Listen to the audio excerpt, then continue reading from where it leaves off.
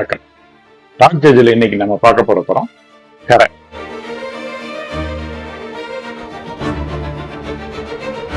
தனுஷ் நடிப்புல விக்னேஷ் ராஜா டைரக்ஷன்ல மமிதா பைஜு, கே.எஸ். ரவிக்குமார், சூரஜ் வஞ்சரமூடு இந்த மாதிரி பல பேர் நடிச்சிருக்கிற படம் தான் கரை. இந்த படத்தை பத்தி ஒரு எதிர்பார்ப்பு கிளம்புனதுக்கு முக்கிய காரணம் இந்த படத்தோட இயக்குனர் விக்னேஷ் ராஜா. அவரோட போர் தொழில் ஃபர்ஸ்ட் படமான போர் தொழில் வந்து ஒரு போலீஸ் இன்வெஸ்டிகேஷன் த்ரில்லரா வந்து ஒரு நல்ல வரவேற்பை பெற்ற படம். மக்கள் மத்தியில ஒரு நல்ல பாராட்டையும் பெற்ற படம். அந்த மாதிரி ஒரு நல்ல டேகோட இந்த படத்துக்கு அவரு தன்னோட 2வது படங்கிற முத்திரையோட இறங்குறாரு.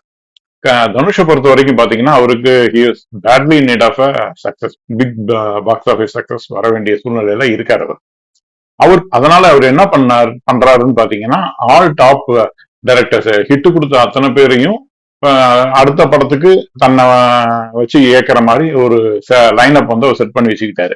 இப்ப விக்னேஷ் ராஜா ஆகட்டும், நெக்ஸ்ட் வந்து ராஜ்குமார் பெரியசாமி, அதுக்கு அடுத்தது வந்து தமிழரசன் பச்சைமுத்து, இது மாதிரி. இப்ப இந்த படம் வந்து எதை பத்தி பேசுது அப்படின்னு நீங்க பாத்தீங்கன்னா, தனுஷ் வந்து இந்த படத்துல திருடனா ஒரு கேரக்டர் பண்ணியிருக்காரு.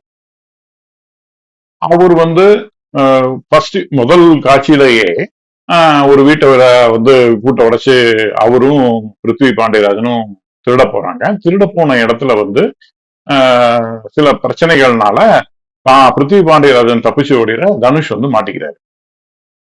அவர் மாட்டிக்கிறது யார்கிட்டன்னு பாத்தீங்கன்னா சூரஜ் வஞ்சரமுடுன்னு ஒரு போலீஸ் ஆஃபீஸர். அவரு என்ன பண்றாரு, ரிட்டையர்மெண்ட்டை நெருங்கி இருக்கிறதுனால வீட்டுலயும் தனக்கு மரியாதை இல்லை, ஆபீஸ்லயும் மரியாதை இல்லை, யாரும் மதிக்க மாட்டேன்றாங்கன்றதுக்காக ஒரே ஒரு கேஸ் நல்ல கேஸா வந்து நம்ம கிட்ட மாட்டிச்சு அப்படின்னா நமக்கு வந்து நல்லது நடக்கும், நம்ம வந்து இப்போ ஒரு பப்ளிசிட்டியோட வெளியில போகலாம் அப்படின்ற ஒரு நம்பிக்கையோட அவர் வந்து அந்த கேஸை ஹேண்டில் பண்றாரு.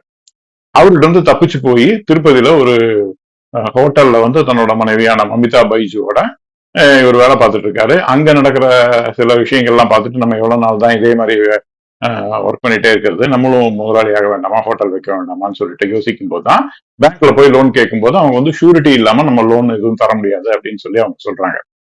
அதனால தான் ஊர்ல வந்து தான் குடும்பத்துக்கு இருக்கிற நிலத்தை வித்தோ இல்ல அடமானம் வச்சோ ஒரு பணத்தை வாங்கிட்டு வந்து அந்த தொழில் ஆரம்பிக்கலாங்கிற நினைப்போட ஊருக்கு வர்றாரு. ஊருக்கு வந்தோம்னு தெரியுது அந்த ஊர்ல தான் அப்பா, அதாவது கே.எஸ். ரவிக்குமார் அந்த ரோல் பண்ணியிருக்காரு. அவர் உள்பட பெரும்பான்மையான ஆட்கள் வந்து பேங்க்ல கடன் வாங்கிட்டு டிராக்டர் வாங்கி அதை ஓட்டவும் முடியாம அந்த கடனையும் கட்ட முடியாம வானம் பார்த்த பூமியா வச்சுக்கிட்டு கஷ்டப்பட்டுட்டு இருக்காங்க அப்படின்றது. இது வந்து கல்ஃப் வார் சமயத்துல நடக்கிற ஒரு கதை, 90கள்ல நடக்கிற காலகட்டமா இந்த கதையோட களம் இருக்கிறதுனால பெட்ரோல் டீசல் விலையெல்லாம் கண்ணா பின்னாலும் விலை ஏறிச்சு. அதனால ஆப்ரேட் பண்றதுக்கு போதுமான வருமானம் இல்லை, வட்டி கட்டவே பணம் இல்லை, இதுல வந்து எங்க டிராக்டர் வச்சு ஓட்டுறதுன்றதுக்காக எல்லாருமே கஷ்டப்பட்டு பேங்க்ல வாங்கின கடனுக்காக வட்டி கட்டிட்டு உட்கார்ந்துட்டு இருக்காங்க. இந்த சமயத்துலதான் அவருக்கு வந்து ஒரு சந்தர்ப்பத்தை கே.எஸ். ரவிக்குமார்கிட்ட வந்து பணத்தை கொடுத்துருங்க, நான் வந்து தொழில் பண்ணி பொழைச்சிக்கிறேன் அப்படின்னு சொல்ல போது அவர் வந்து நீ வந்து அவரு என்னோட பணத்தையே திருடிட்டு போனவங்க தானே, அந்த பணம் எங்க போச்சு என்ன ஏதுன்னு கேட்கிறாரு. அதுக்கு உண்டான பதில் தனுஷ் கிட்ட இல்ல. பணத்தை வந்து தான் நிலத்தையெல்லாம் விற்று பணத்தை கொடுக்க முடியாதுன்னு சொல்லி கே.எஸ். ரவிக்குமார் மறுத்துறாரு. அதனால என்ன ஆகுது, அதுக்கப்புறம் நடக்கிற ஒரு சம்பவம் அதனால தனுஷோட மனசுல ஒரு மாற்றம் வருது. அதாவது பணத்தை கட்ட முடியாம இத்தனை பேரு பேங்க் லோன் கட்ட முடியாம கஷ்டப்பட்டு இருக்கிற இடத்துல தனக்கு வந்த ஒரு மிகப்பெரிய பிரச்சனையை சமாளிக்கிறதுக்கு தான் நிறுத்தணும்னு நினைச்ச திருட்டு தொழில திரும்ப கையில் எடுக்கலாம் அப்படின்ற ஒரு முடிவுக்கு வராரு. அதுக்கு அவரு தேர்ந்தெடுக்கிற இடம் தான் அந்த ஊர்ல இருக்கிற பேங்க். அந்த பேங்க்ல கொள்ளையடிச்சு அவருக்கு தேவையான பணத்தை மாத்திரம் எடுத்துக்கிட்டு தன்னோட வாழ்க்கையை கண்டினியூ பண்ணலாம்னு நினைச்சு அந்த கொள்ளையடிக்கிறதுல இறங்குறாரு. இதுக்கப்புறம் என்ன நடக்குது, இதுதான் அந்த கரை படத்தோட கதை. இந்த படத்துல பாசிட்டிவ் அப்படின்னு சொல்லி பார்க்கும்போது தனுஷோட ஆக்டிங்க சொல்லலாம். பிளஸ் இந்த விக்னேஷ் ராஜாவோட டைரக்ஷன்ல சில அந்த பேங்க் கொள்ளை காட்சிகள் வந்து அவர் டிசைன் பண்ண விதம் வந்து கொஞ்சம் இன்டெலிஜென்டா இருந்தது. அதாவது 90 இப்ப வசதியா 90 போனதுனால சிசிடிவியோ மொபைல் போனோ எதுவுமே மானிட்டர் பண்றதுக்குலாம் எதுவுமே இல்லாத ஒரு சூழ்நிலையில இந்த கொள்ளைகள்லாம் நடக்குது. அதுக்கு வந்து தனுஷ், பிருத்திவி பாண்டியராஜன், அவரோட மாமா கருணாஸ், இவங்க 3 பேர் சேர்ந்து எப்படி பிளான் போடுறாங்க, எப்படி இறங்குறாங்க, அது எதுல ஜெயிக்கிறாங்க, எதுல கோட்டை விடுறாங்கன்றதுலாம் சில இன்டெலிஜென்ட் டைரக்ஷன் மூலமா சில சுவாரஸ்யமான சம்பவங்களும் இருக்கு இதுல. இதை தவிர படத்துல வந்து பிளஸ்ன்னு சொல்றதுக்கு வந்து பெருசா எதுவுமே இல்லைங்கிறது தான் இந்த படத்தோட மிகப்பெரிய பலவீனமா நான் நினைக்கிறேன்.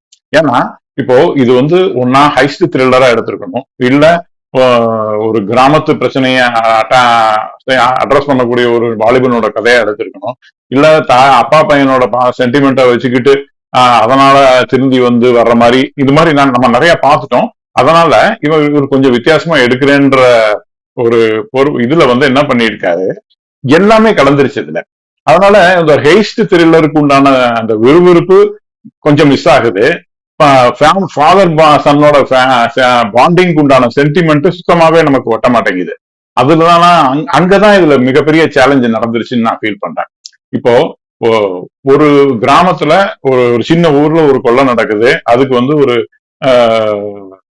இவரு வராரு, போலீஸ் வராங்க, தொப்பு துளக்குறாங்க அப்படின்னா பரவாயில்ல. இதுல விட இந்த அவரோட கொள்ளையடிக்கிற ஒரு மோடஸ் ஆப்பரண்டி வந்து ஒரே மாதிரி இருக்கனால சூரஜ் வஞ்சரமோடு தன்கிட்ட இருந்து ஏற்கனவே தப்பிச்சு போன தனுஷ் தான் பண்றாருன்னு தெரிஞ்சுட்டு அவரே களத்துல இறங்கி தனுஷை பிடிக்கிறதுக்கு வராரு. இதுல இன்னொரு கேரக்டரா வந்து பேங்க் மேனேஜரா ஜெயராம் வராரு. அவர் ஒரு முக்கியமான ஒரு ட்விஸ்ட வந்து கதைக்கு கொண்டு வர்றாரு. இன்ஃபேக்ட் அந்த ட்விஸ்ட் வந்ததுக்கு அப்புறம் தான் கதை வந்து எந்த பக்கம் போகுதுன்னே தெரியாம தலைகிட்டு ஓட ஆரம்பிக்கிறதுன்ற மாதிரிதான் தோணுது. அந்த சூரஜ் வெஞ்சரமோடு அவர் போடுற தனுஷ் பிடிக்கிறதுக்கு போடுற பிளான் எல்லாம் வந்து ரொம்ப நல்லா தான் இருக்கு. ஆனா அவர் கண்ணு முன்னாலேயே தான் தனுஷ் வந்து பல வேலைகள் செஞ்சுட்டு இருக்காரு. அது அந்த திரைக்கதை சுவாரஸ்யத்துக்காக அவங்க வந்து அதை கன்வீனியன்டா மாத்தின்னு இருக்காங்க. அது மாதிரி போகும்போது அந்த அந்த கொள்ளைகள் மேல ஒரு பெரிய ஆர்வமோ ஒரு பரபரப்போ இன்டர்வலுக்கு அப்புறம் மிஸ் ஆயிடுது. இன்ஃபேக்ட் சொல்ல போனா இந்த இன்டர்வல் பிளாக்ல ஒரு கொள்ளை நடக்கும். அந்த ஒரு சீன்ல அந்த சீக்வன்ஸ் அவங்க ஸ்டேஜ் பண்ணிருக்கிறதும் வந்து ரொம்ப நல்லா இருந்தது. ஆடுகளம் நரேனும் தனுஷ் அண்ட் கருணாஸ் இந்த 3 பேர் மட்டும் இருந்தும் இந்த பேங்குக்குள்ள அந்த கொள்ளை எபிசோட பண்ணிருப்பாங்க. அது வந்து காமெடியாவும் இருந்தது, சீரியஸாவும் இருந்தது, ஒரு மாதிரி இன்டென்ஸாவும் இருந்தது. ஆனா அதுக்கப்புறம் நடக்கிற எந்த கொள்ளையுமே வந்து அது கொடுக்க வேண்டிய பரபரப்பை வந்து கொடுக்கலன்னு தான் தோணுது. இது என்னன்னா அலாரத்தை ஆஃப் பண்ணிட்டா நம்ம ஈஸியா கொள்ளை அடிக்கலாம் அப்படின்ற ஒரு மைண்ட் செட்ல இருக்கிற ஒரு திருடன். அதே மாதிரி லாக்கருக்கு வந்து கதவு இருக்குன்றது கூட சென்ஸ் இல்லாத ஒரு அப்பாவி திருடனா தான் தனுஷ் வராரு. அதே மாதிரி அந்த லாக்கர் கதவையும் குத்தி அடிச்சுட்டு உடைக்கலாம் அப்படின்ற மாதிரி மைண்ட் செட். இதுதான் அவரோட அந்த புரிதல்னே நம்ம வச்சுக்கலாம். அந்த இதை பொறுத்த வரைக்கும் திருடனா இருந்தாலும் வீட்டை உடைச்சு திருடுறாரு, உள்ள போய் எடுத்துட்டு வராரே தவிர மற்றபடி பேங்க் கொள்ளைக்கெல்லாம் அவருக்கு பெருசா அறிமுகம் இல்லைங்கிறது நல்லாவே தெரியுது. அதனால இப்போ இதுல வந்து தனுஷையே ஏமாத்துற ஒரு கேரக்டர் ஒண்ணு இருக்கு. அந்த கேரக்டருக்கு கடைசியா ஒரு பொலிட்டிக் ஜஸ்டிஸ் ஒண்ணு கொடுக்கணும்னு சொல்லி ட்ரை பண்ணிருக்காங்க. அது அப்படியே இருந்திருந்ததுன்னா நல்லா இருந்திருக்கும். ஆனா அதுக்கப்புறம் அதை ஒரு 5 நிமிஷம் 10 நிமிஷம் இழுத்து வேற ஒரு கேரக்டருக்கு அது எந்த விதத்துல ஹெல்ப் பண்ணணுங்கிறதுக்காக கொண்டு போனதுனால அந்த அந்த திரைக்கதை சுவாரஸ்யத்துக்காக அப்படி கொண்டு போனதுனால அது மோரோவர் அப்படி கொண்டு போனா மட்டும்தான் தனுஷை வந்து ஒரு திருடன்கிற அந்த இமேஜ்ல இருந்து ஒரு ராபிட் ஹுட்டுங்கிற இமேஜுக்கு கொண்டு வர முடியும்னு இவங்க நினைச்சு பண்ண ஒரு விஷயம் வந்து கடைசியில வந்து அது வந்து ஏத்துக்கவே முடியல. அந்த டிரான்ஸ்பர்மேஷன் ஆகட்டும், அந்த கேரக்டரோட க்ளோஷர் ஆகட்டும், ரெண்டுமே வந்து ரொம்ப கன்வீனியன்டா இருந்த மாதிரிதான் எனக்கு ஃபீல் ஆச்சு. மொத்தத்துல இந்த படம் எப்படி இருக்கு ஜென்ரலா அப்படின்னு பாத்தீங்கன்னா, ஒரு பரபரப்பான ஒரு திரைக்கதை இருக்கணும் அப்படின்னு நினைச்சு இவங்க பண்ணிருக்காங்க. அது வந்து ஆன் அண்ட் ஆஃபா ஒர்க் ஆயிருக்கு. அதே மாதிரி படத்துக்கு வந்து மேஜரா ஹெல்ப் பண்ணணும் அப்படின்னு நினைச்சது பண்றது வந்து ஜிவி பிரகாஷோட பேக்ரவுண்ட் ஸ்கோர் தான். பாடல்கள்ல பெருசா அவ்வளவு மனசுல நிக்கிற மாதிரி எந்த பாடலும் இல்ல பெருசா. பட் பேக்ரவுண்ட் ஸ்கோர்ல அவர் அந்த சிச்சுவேஷனுக்கு ஏற்ற உண்டான இந்த பிஜிஎம் கொடுத்து கொஞ்சம் எலிவேட் பண்ணிருக்காரு. தேனி ஈஸ்வரோட போட்டோகிராஃபி யூஸ்வலா அவர் பண்ற மாதிரி ஒரு ரஸ்டிக் ஃபீல்ல ஒரு மாதிரி நல்லாவே இருக்கு. எடிட்டிங் வந்து தான் சொன்ன செகண்ட் ஹாஃப்ல வந்து அடுத்தடுத்து நடக்கிற பேங்க் ராபரிஸ் வந்து எல்லாமே ஒரு வாய்வழி செய்தியாவே கடத்தப்படுறதுனால அந்த காட்சிகள் கொடுக்க வேண்டிய பரபரப்பை வந்து நமக்கு வந்து வியூவர்ஸ் வந்து ஃபீல் பண்றது இல்லைன்னு தான் சொல்லணும். அதே மாதிரிதான் இவங்களோட ஃபாதர் சன் சென்டிமெண்ட்டும், அவர் எதுக்காக வந்து பணத்தை திருடிட்டு போனாரு, அதுக்கு ஒரு பேக் ஸ்டோரி என்ன, பின்னால இவங்க 2 பேத்துக்குள்ள இவ்வளவு தூரம் பிரச்சனை வர்ற அளவுக்கு இவங்க 2 பேத்துக்கு ஃபேமிலியில என்ன நடந்ததுங்கிறதுக்கு உண்டான பெருசா கிளாரிட்டியோ காட்சிகளோ எதுவுமே இல்லை. இன்னொரு முக்கியமான விஷயம், மமிதா பைஜு அவங்கள கூப்பிட்டு வந்து டோட்டலாவே வேஸ்ட் பண்ணிட்டாங்க. மொத்தமே ஒரு 4-5 சீன் இருக்கும், 10-15 டைலாக் இருக்கும்னு நினைக்கிறேன், அவ்வளவுதான். அதுவே ஒரு ஹீரோயினுக்கு வந்து இந்த மாதிரி ஒரு ட்ரீட்மெண்ட் பண்ணி அவங்கள கூட்டு வந்து டேண்டு மேக்கப் வேற போட்டு வச்சு ஆள் தெரியாம அவரங்க கருப்படிச்சு விட்டு அவங்கள வேஸ்ட் பண்ணிட்டாங்கன்னு தான் சொல்லணும். அந்த கேரக்டருக்கு எந்த விதமான ஹோல்டுமே இந்த படத்துல இல்ல. அதே மாதிரி இவங்க 2 பேரோட லவ் போர்ஷன், இவங்க எப்படி லவ் பண்ணாங்க, ஒரு திருடனா இருந்தாலும் நான் உன்னை விட்டுட்டு போக முடியலன்னு சொல்ற அளவுக்கு இவங்க லவ் எல்லாம் எப்படி ஆரம்பிச்சது என்ன ஏதுங்கிறத கூட அவங்க காட்சிப்படுத்தவே இல்லை. அதனாலதான் அவங்க ஒரு முக்கியமான கட்டத்துல வந்து தான் கர்ப்பமா இருக்கேங்கிற ஒரு விஷயத்த கூட அவங்க ஒரு வசனமா தான் கடத்துறாங்களே தவிர அந்த காட்சி கொடுக்க வேண்டிய எந்த விதமான தாக்கமும் எமோஷனும் ஆடியன்ஸுக்கு இல்லைங்கிறது தான் உண்மை. அதனால இந்த லவ் ஆங்கிள் வந்து படத்துல வந்து இருக்கணுங்கிறதுக்காக வச்ச மாதிரி இருக்கே தவிர அது வந்து படத்துக்கு எந்த விதமான கிரிப்பையும் கொடுக்கல, ஒரு டேர்னும் எந்த இடத்துலயும் வரல. அதனால தனுஷ் பார்க்கும்போது இது அவரோட ஆக்டிங்கை பத்தி பெருசா சொல்ல வேண்டாம். ஆனா அவர் ஏகப்பட்ட படத்துல ரொம்ப நல்லா நடிக்கலன்னா தான் ஆச்சரியமே தவிர இந்த மாதிரி கேரக்டர்ஸ் எல்லாம் அவருக்கு வந்து வெரி வெரி ஈஸி பிக்கிங் தான் நான் சொல்வேன்.